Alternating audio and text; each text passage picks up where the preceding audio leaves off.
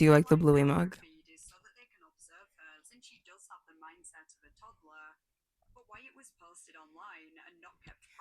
I'm a pretty big fan of it. My friend Yana got it for me.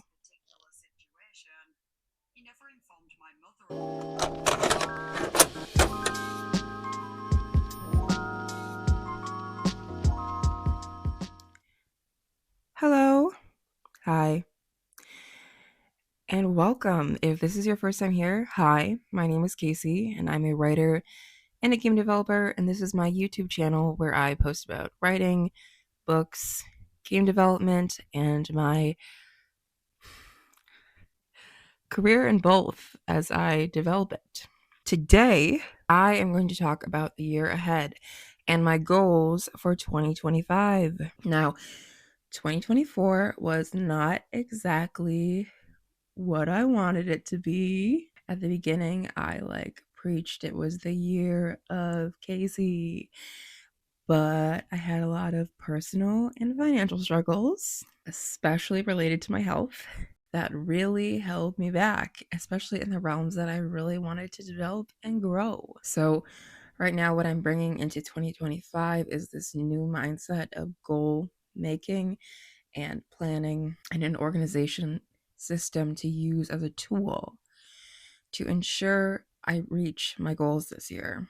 Now, I really have based a lot of the ways I have planned my goals and written them out off of the way Ali Abdal has done his with his free Notion template that I will link right here. This system works essentially so that I have 3 major annual goals propped up by 3 separate quarterly quests throughout the year. And the purpose of those quarterly quests being to help achieve and build up the smaller parts of the larger goals to make it easier to achieve. So as Ali talks about in this video, not only do you have to keep coming back to your goals, ideally daily, you have to track your progress of them all in some way, which I am doing via these sort of weekly check-ins with a journal where mostly I reflect on where I'm at with my yearly goals, where I'm at with my quarterly quests, what needs to get done that next week, what was really great about the previous week, where are the areas that I need improvement on, especially because I think I found that in all areas of life, in my career, in work, but just within in general in therapy, you do little check-ins, you look in your journal, and you figure out where you're at and where you want to be. So with all that said, let's look into my goals for 2025. Previously, I mentioned I have 3 major annual goals. The first of which being creative career growth,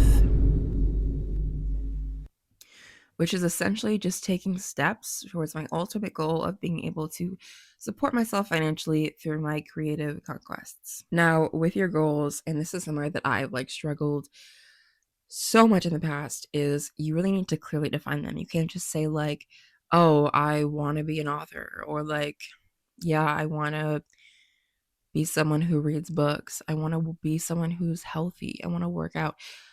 What do you do to be someone who's healthy? What do you do to be an author?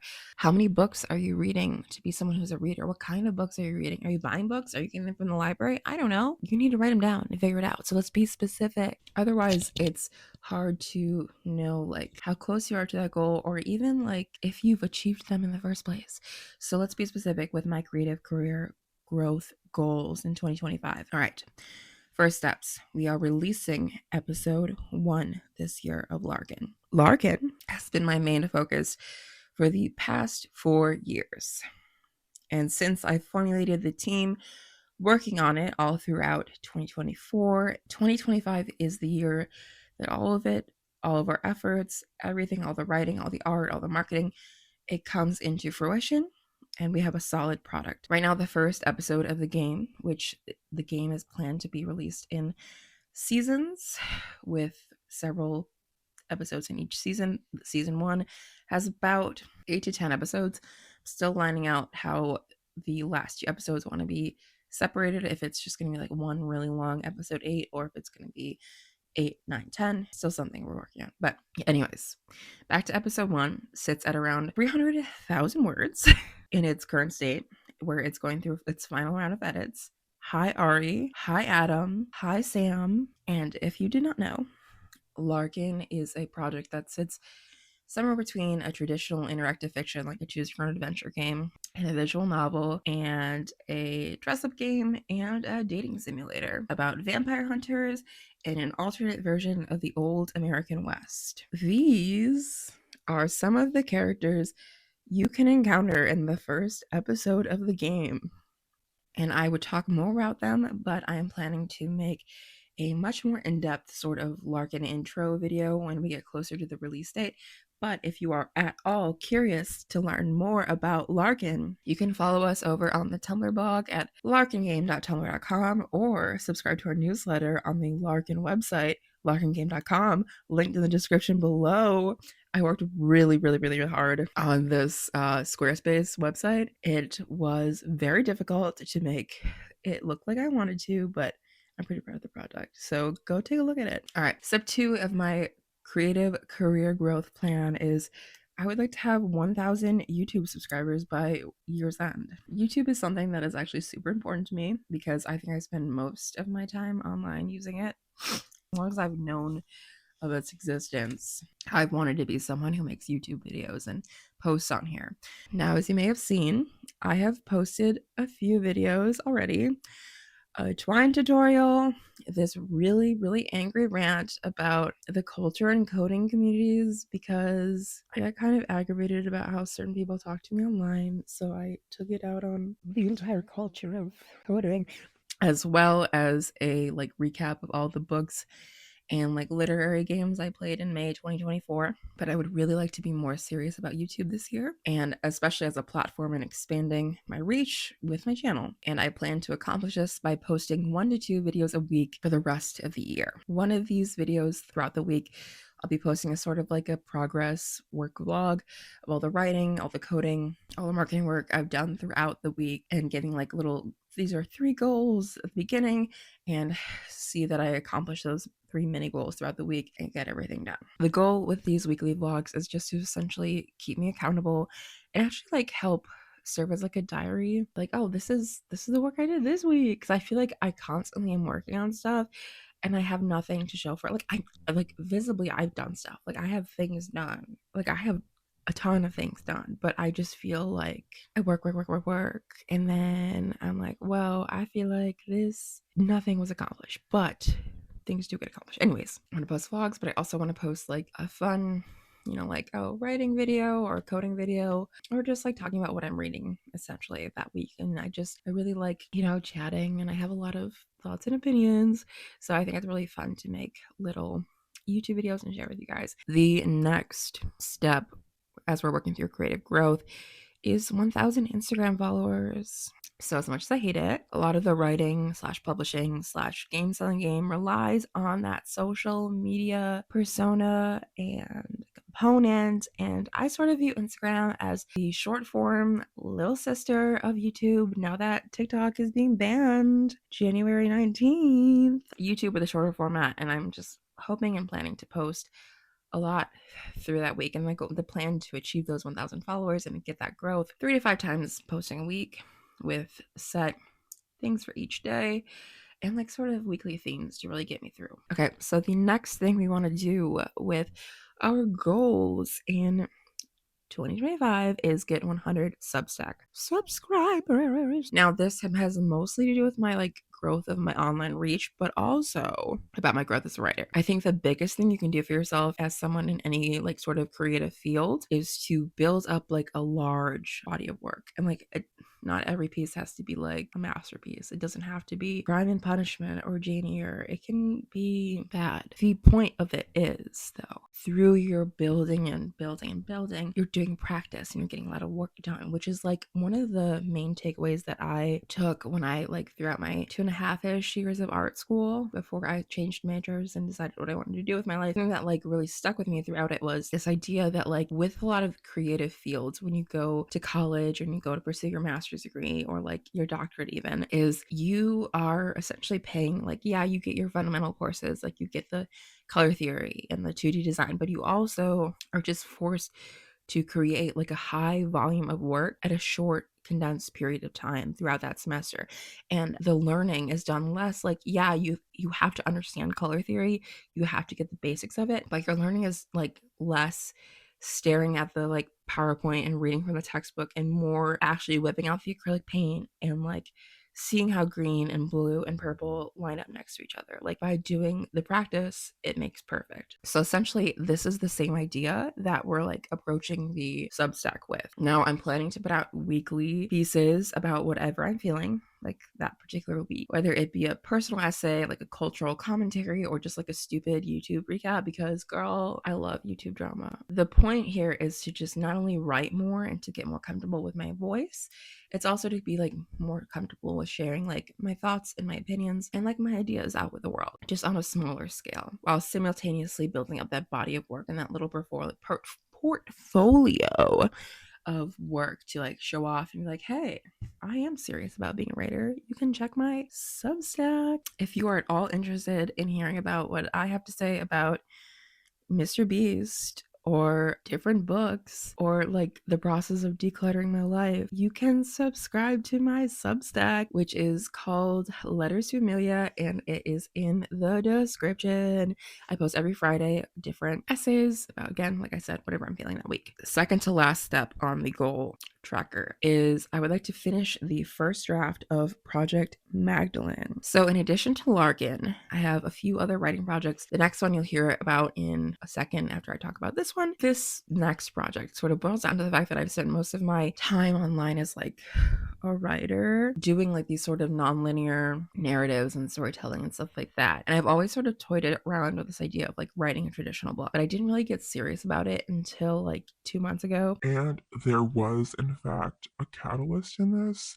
And to understand what that catalyst is, I have to talk super briefly. Okay, but like not super briefly, but like as briefly as I can personally talk about it, about Dragon Age for like a second.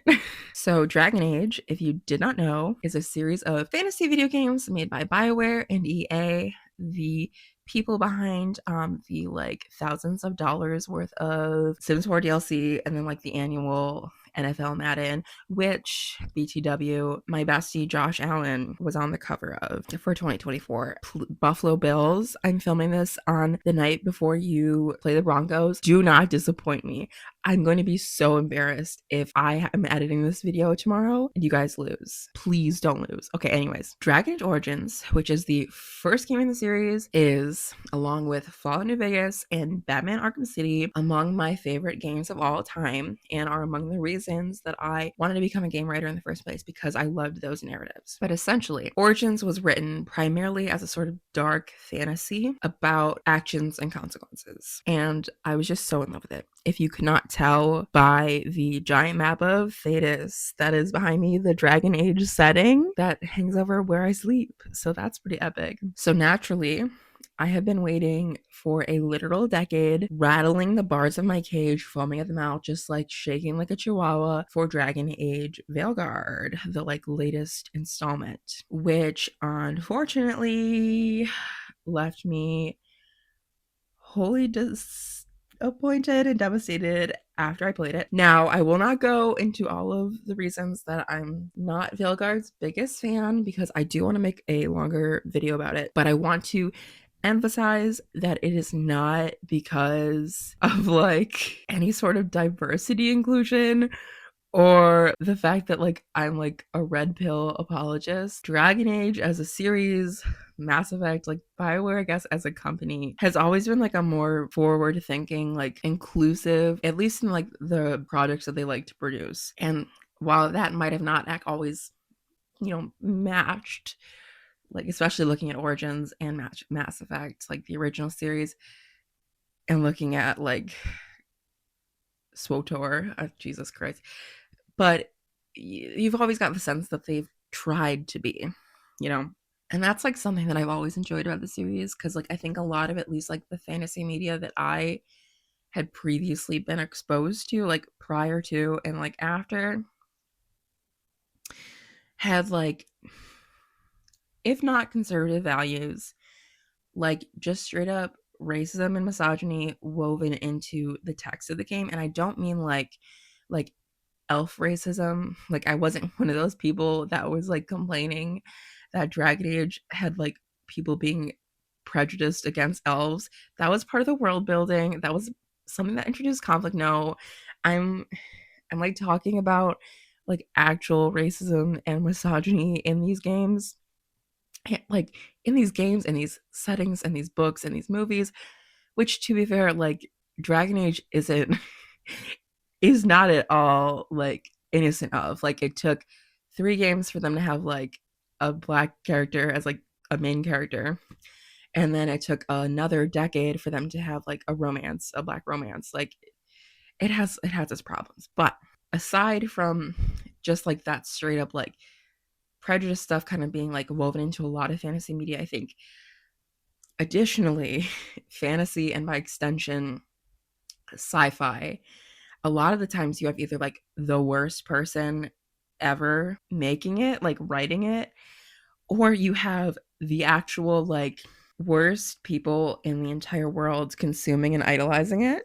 Something that Dragon Age is also not innocent of either, but it's less it's in a very different way than like Star Wars, for example. Either way, Dragon Age was a series that like has always had like a very large female fan base and also like a very large like LGBTQ presence amongst its fans, and like maybe not always like female, but and always LGBTQ, but like as it's progressed throughout time, like the presence of the women and gay people like is definitely felt like in the writing and the marketing and the art and stuff. And that's like in addition to the like the lore and the characters and like the characters that I've created and like immersed in the world that BioWare created, has always brought me back to Dragon Age.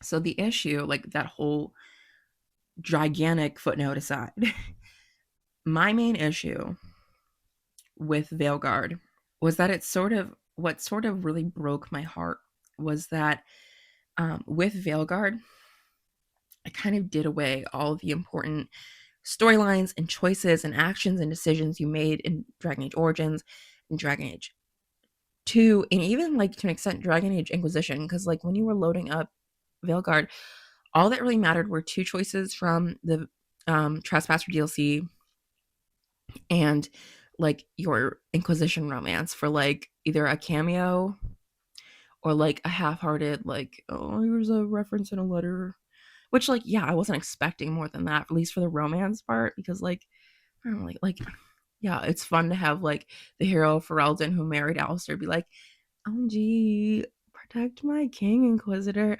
But like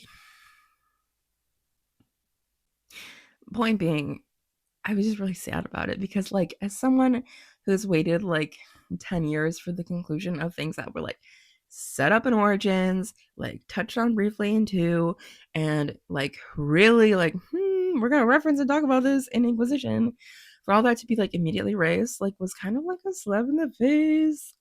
So yeah, I was not really a big fan of that. So coming off my Dragon Age mourning period, I had like a really big fantasy media shaped hole in my heart because, as previously described, I'm very picky with my fantasy media. And I know the book talk girlies are like, Casey, how can you be picky? This is like the time for fantasy media. I mean, romantasy as a genre. And we could talk about that for a minute, but I'm not going to because what I have to say will be mean. So I decided to craft my own.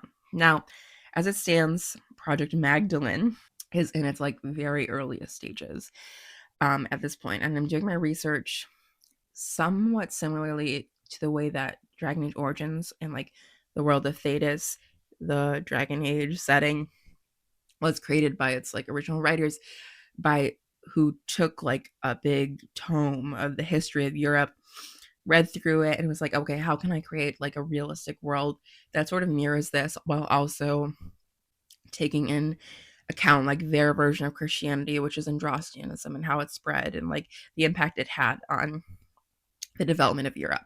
And the way I've been doing that is I have been flipping through, oh my god, focus girl, Adam Zamoyski's Poland history. And I've been annotating and tabbing it. And I plan to also follow up with Rady's The Middle Kingdoms, which is a book that focuses a lot on like Middle Europe. So it's like it's Poland, but it's also Germany, it's also Ukraine, and reading more about that and just like getting a second point of view. And really, I've based like a lot of what little world building I have done about um about Project Magdalene is on Poland, and that's something that's like really super exciting to me because if you know me, you'll know that like I'm very Polish. Well, I'm Polish American. I like families of Polish descent, and it's always been something super important to me. Like I grew up listening to my grandparents speak Polish to each other, but I grew up eating like kielbasa and kruszczyki and pierogis, and I know someone will have a comment about how I say pierogis, but that is just how my grandma pronounced it, and also all the older Polish people that I grew up around and still like talk to say pierogi. So that's just like the Buffalo Polish way of saying it. And it is why I do not say pierogi. That's like Pennsylvania, I think, and Ohio. So don't be mean to me about it. That's just how I say it. Okay. It's my Polish heritage and like specifically my Buffalo Polish heritage that I love and has been really cool to explore it through Project Magdalene. Ideally, I would like to make it like a short series of books that will be published, but you know, to get even to that point of publication, I have to have a first draft, which I would like to have done by the end of December 2025. Now, I think ultimately like I'm a fast writer, but the problem is like with like interactive fiction, like I'm a fast linear writer.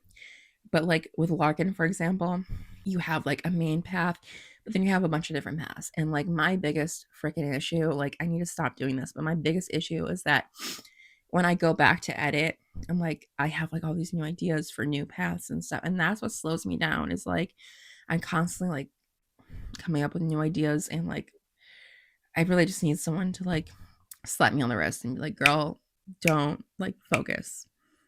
I am the tiger. Like keep focus. So when I have like this sort of linear path, like I think this is definitely doable. It's achievable.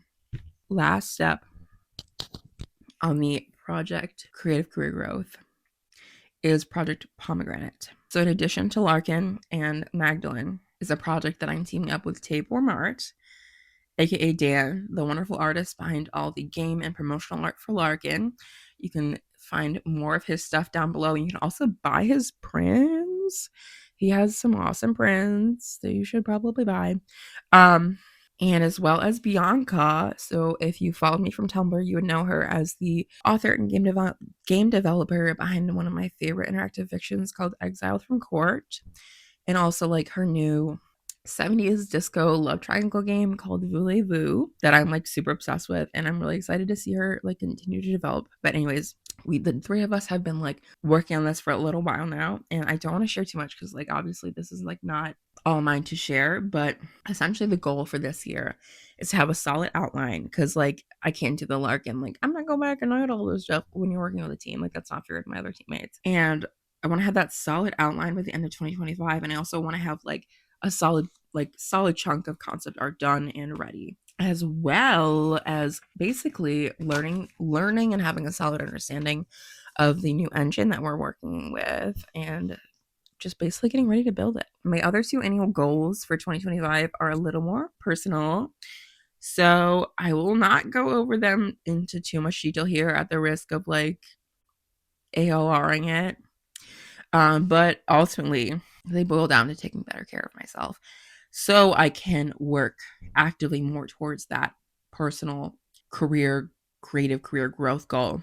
And I want to take better care of myself physically, mentally, socially, and financially because above all else, like the major thing that like really screwed me in 2024 and like 2023 was my health. Like the two major things that hit me in 24 were my ADHD diagnosis, which like for sure has made a lot of things make sense. Now that I've started treatment, it's opened a door of like really getting handle over myself, at least in like my realm of academics and like my 9 to 5 jobs and just like even like my creative growth to an extent. But it's like helping me understand why certain behaviors I do them and like also being like, okay, girl, this is like just ADHD paralysis. You can snap out of it, like take it, use the steps and the tools that you've been given to do them. But the like worst thing that I really happened to my health in 2024 is much more recent, and it brought me to the emergency room, 10 different doctor's appointments, and effectively benched me from both of my day jobs for literally the entire month of December. 2 weeks into the new year, I am still dealing with the effects of it. I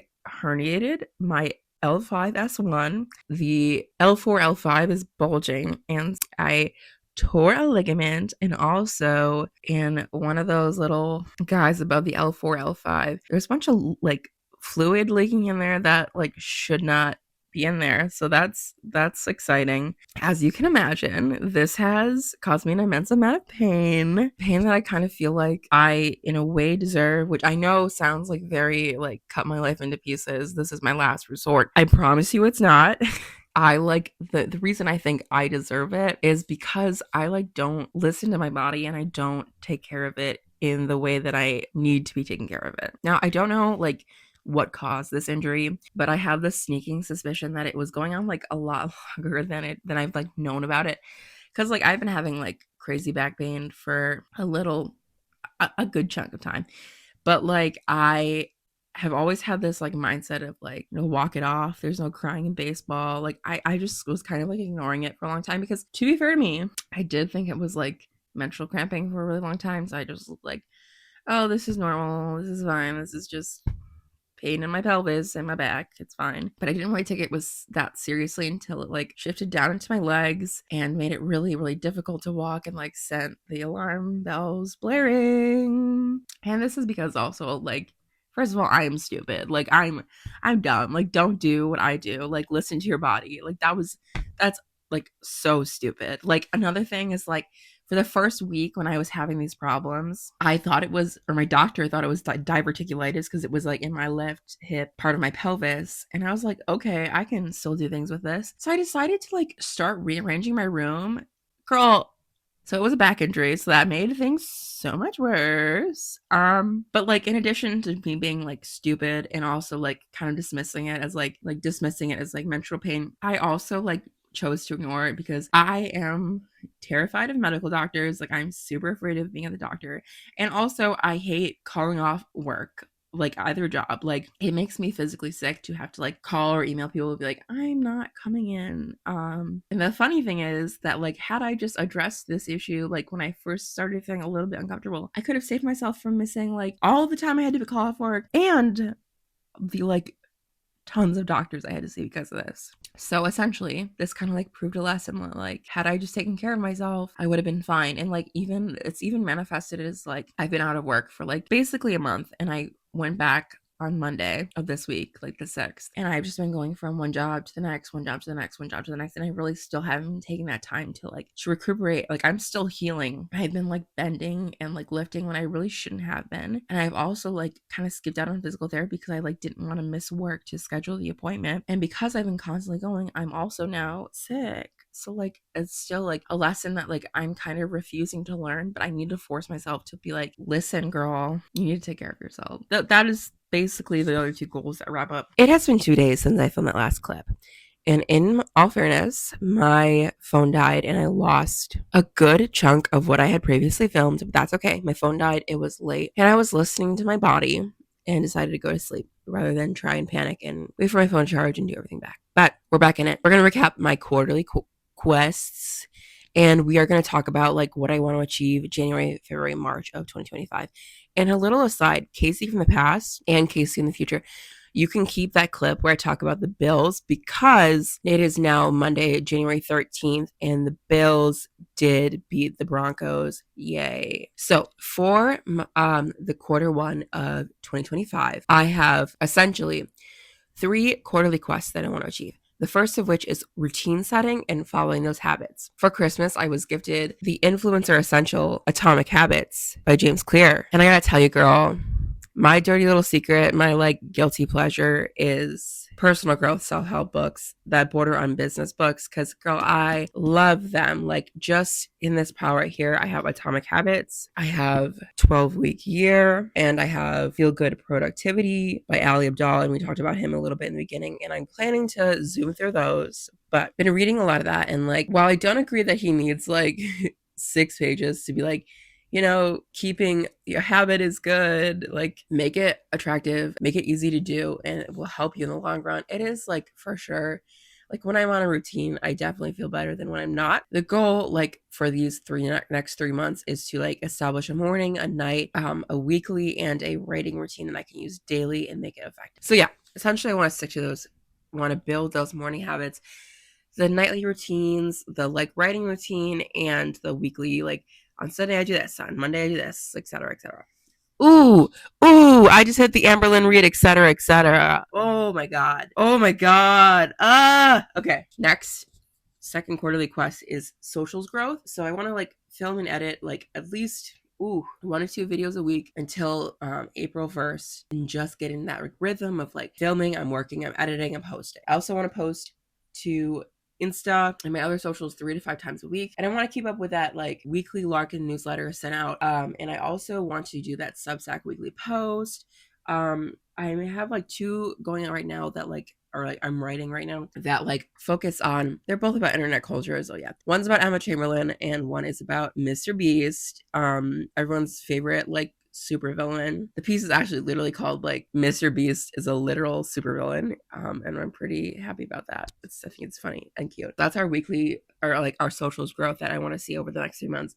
And then finally, the last quarterly quest that I'm going to focusing on is the dopamine detox that I like to do. So like, there's a lot of back science that says that this is not at all effective. Like, dopamine detoxes don't really work. It's just like they don't work in the way that they say they work. Like, they don't say that like cutting off all the dopamine.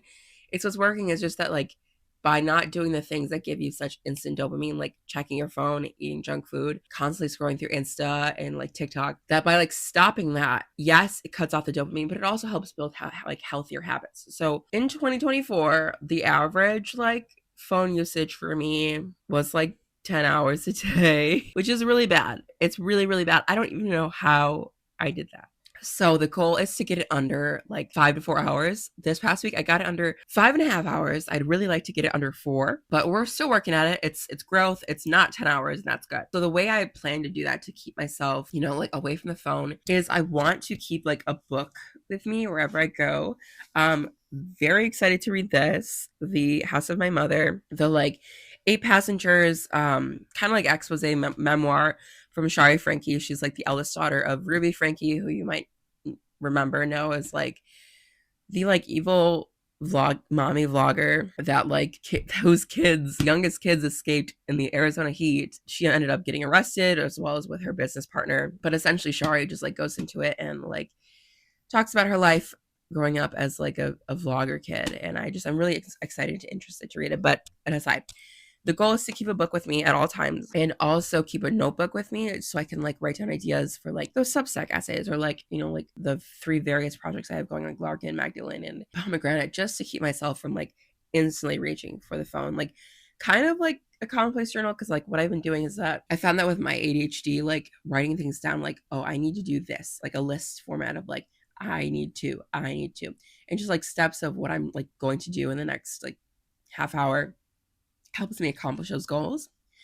Or like just like when I'm watching a YouTube video, or like when I'm reading something, and if I want to remember it, I like writing it down.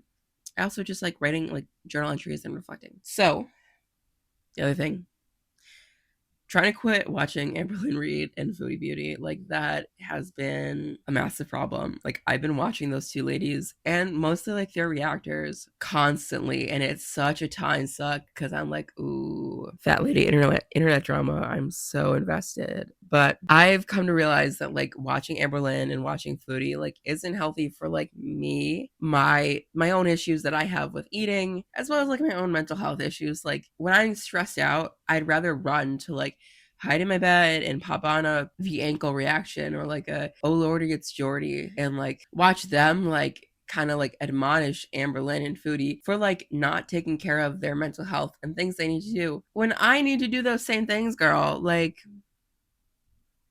make it make sense. Like, girl, come on. You can't be like, haha, bullying these other two ladies when I have those same problems. Like, obviously not to the extent of like moving to Kuwait for a man you met on the internet like a month ago. Or like I can't think of any like Amberlynn shenanigans. Or like moving to Wisconsin for 3 months for again a woman she met on the internet like 2 months ago because they need to like feel validated in their low self-esteem or whatever. Like I'm not there. But like I do have problems that I need to address. Next thing I want to do is I want to finish 9 books. So keeping up with that, like always having a book with me. I have like a list of ones that I want to do. I have 2 going right now. The Pull into History and Atomic Habits. I'm like almost done with Atomic Habits, but I want to keep it like equal in the amount of like where I'm at with both books. And Pull into History is like a lot more dense and like it's slower going towards reading than Atomic Habits is. So like I kind of put a little bit of a pause on Atomic Habits until I catch up with them at the same percentage. And I keep track of that on the story graph. And if you want to follow me, I will put it in the link below. I sometimes post like funny reviews when I get mad at books, but yeah. Okay. And then also, so the other goal is like, I really don't want to eat any fast food throughout this time, which I think I've been pretty good at so far in the new year. And like, I want to cut down on my pop consumption. Like, if I do drink pop, I want it to be like a poppy or like a diet Coke, which, as we all know, if you drink a diet Coke, it cancels out all the calories of the previous food. Obviously, that's a joke, but yeah, I just want to keep it like to a minimum, and then daily walks. And then once I'm not in a place where I'm in constant pain to walk and do things, like right now, I want to keep up with physical therapy. Which shout out, I have an appointment today. But like once I'm like my core is stronger and like once I'm feeling better with my injury, I would like to go to the gym and resume that. And I also like where I live, there's an aquatic center that I used to be on the swim team and I loved it. So I think I'm gonna get back into swimming. That wraps up my first goals video of 2025. What I'd like to do is with each quarter recap how I did on those quarterly quests and make like the new quarterly quests for the next quarter and just sort of like use this as a progress bar and like see how I'm doing. What I'd like to do with these quarterly quests is every 3 months film a check-in and be like, how did I do those 3 months? Like how like recap like did I meet them? What did I struggle with? What do I need to improve on the next set? And then also pose those 3 next quarterly quests. And then eventually do a recap at the end of the year and be like, did I achieve my goals or not? Okay.